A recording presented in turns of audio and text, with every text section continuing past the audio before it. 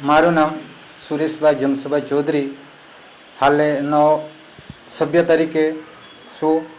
અને આ જે પંચાયતમાં ગ્રુપ પંચાયત છે એનું જે મેન હેતુ જે સમરસ થયું છે એ સમરસથી અમારા ગામની અંદર બધા લોકો સાથે એકતાથી જીવન જીવીને અમારું ખૂબ સારી રીતે જીવન જીવીએ એ હેતુથી અમે આ સમરસ તરીકે લેવા માટે બધાએ મળીને નિર્ણય લીધો છે.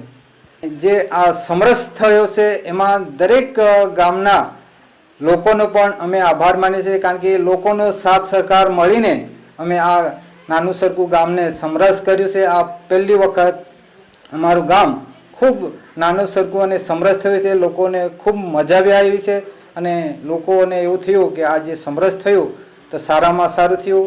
આ ખેતીની સિઝનમાં પછી વાદ વિવાદ ઝઘડોથી અમે દૂર રહીએ છીએ અને આ જાહેર કર્યું કે સમરસ તમારું થયું તો લોકોમાં ખૂબ આનંદ થયો છે. જે સમરસ થયું છે એનાથી અમારા ગામનું લોકોનું સર્વાંગી વિકાસ થશે.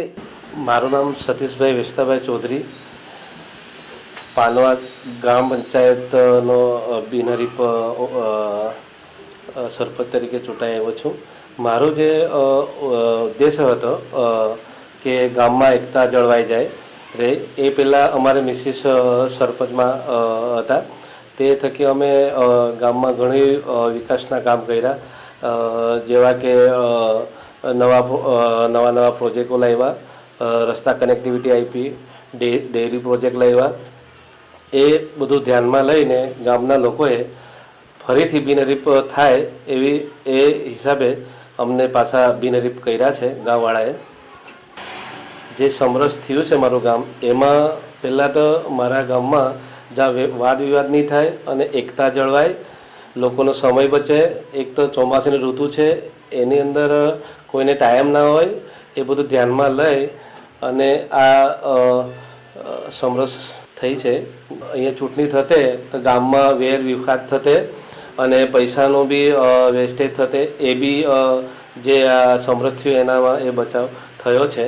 જે મને સમરસ ગામવાળાએ જે કર્યો છે એ લોકોનો મેઇન મુદ્દો અમારો બધાનો એ જ મુદ્દો હતો કે સ્કૂલો જે 1 થી 8 ધોરણ છે તે 10મા ધોરણ સુધી થાય.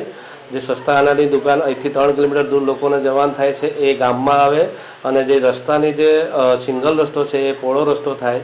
એ લોકો અમારી પહેલી પ્રાથમિકતા છે. જે ગ્રામ પંચાયતને સમરસ કરવાની જે ગુજરાત સરકારની યોજના છે તે પ્રથમ વખત સમરસ થાય તો 3 લાખની કંઈ સહાય ગવર્મેન્ટ આપે છે.